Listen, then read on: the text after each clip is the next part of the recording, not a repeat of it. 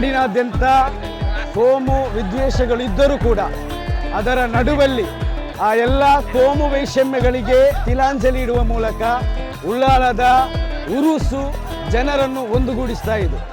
ಬಹಳ ಮುಖ್ಯವಾಗಿ ನಮ್ಮ ಕರಾವಳಿ ತೀರದಲ್ಲಿ ಹಲವಾರು ವರ್ಷಗಳಿಂದ ಯಾವುದೇ ಭಿನ್ನತೆಗಳಿದ್ದರೂ ಕೂಡ ಉಳ್ಳಾಲ ದರ್ಗಾ ಆ ಎಲ್ಲ ಭಿನ್ನತೆಗಳನ್ನು ಬದಿಗಿರಿಸಿ 5 ವರ್ಷಕ್ಕೆ ಒಮ್ಮೆ ಇಲ್ಲಿನ ನಾಡಿನ ಸಮಸ್ತ ನಾಗರಿಕರು ಉಳ್ಳಾಲದ ದರ್ಗದ ಹೆಸರಿನಲ್ಲಿ ಉರುಸಿನ ಕಾರಣದಿಂದಾಗಿ ಇಲ್ಲಿ ಒಂದುಗೂಡುತ್ತಾರೆ ಮತ್ತು ಭಾವೈಕ್ಯತೆಯಿಂದ ಒಟ್ಟುಗೂಡುತ್ತಾರೆ.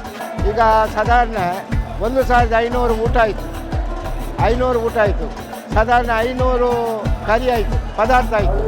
ಮತ್ತು ನಿನ್ನೆ 9 ಗಂಟೆಗೆ ನಾವು ಸ್ಟಾರ್ಟ್ ಮಾಡಿದ್ದೇವೆ, ಈಗ ಗಂಟೆ 4, ಇನ್ನೂ ರಾತ್ರಿ 9 ಗಂಟೆ ತನಕ ನಡೀತದೆ. ಮತ್ತು ಬಂದದ್ದು ಒಂದು 4-5 ಲಕ್ಷ ಮಂದಿ ಆಯಿತು ನಮ್ಮ ಅಂದಾಜಿನಲ್ಲಿ, ಮತ್ತು ಹೆಚ್ಚು ಕಮ್ಮಿ ಇರಬಹುದು. ನನ್ನ ಹೆಸರು ಚರಣ್ ಅಂತೇಳಿ. ಉಳ್ಳಾಲದ ಇತಿಹಾಸ ಪ್ರಸಿದ್ಧ ಈ ದರ್ಗಕ್ಕೆ ಇಲ್ಲಿ ನಡೆಯುತ್ತಿದ್ದ ಉರುಸಿಗೆ ಈ ಹಿಂದೆ ಕೂಡ ನಾನು ಕೇಳ್ಪಟ್ಟಿದ್ದೆ. ಇಲ್ಲಿನ ಉರುಸು ಬಹಳ ವಿಜೃಂಭಣೆಯಿಂದ ನಡೀತಾ ಇದೆ ಅಂತೇಳಿ. ಸರ್ವಧರ್ಮದ ಜನರು ಕೂಡ ಇಲ್ಲಿ ಬಂದು ಈ ಒಂದು ದರ್ಗಕ್ಕೆ ಭೇಟಿ ನೀಡುವಂಥ ಮತ್ತು ಸೌಹಾರ್ದದ ಪ್ರತೀಕವಾಗಿ ಸೂಫಿ ಪರಂಪರೆಯನ್ನು ಉಳ್ಳಂಥ ಒಂದು ಈ ದರ್ಗಕ್ಕೆ ಬರಬೇಕನ್ನುವಂಥ ಒಂದು ಇಚ್ಛೆ ಇತ್ತು. ಬಹುಶಃ ಈ ಸಲ ನಮ್ಮ ಒಂದು ಸೌಹಾರ್ದ ಭೇಟಿಯ ಮೂಲಕ ಈ ದರ್ಗಕ್ಕೆ ಬರಲಿಕ್ಕೆ ಸಾಧ್ಯ ಆಗಿದೆ. ಇಲ್ಲಿನ ಒಂದು ಸಂಭ್ರಮವನ್ನು ನೋಡಿದ ಒಂದು ಭಾಳ ಉತ್ಸಾಹಕರವಾದ ಸಂಭ್ರಮ.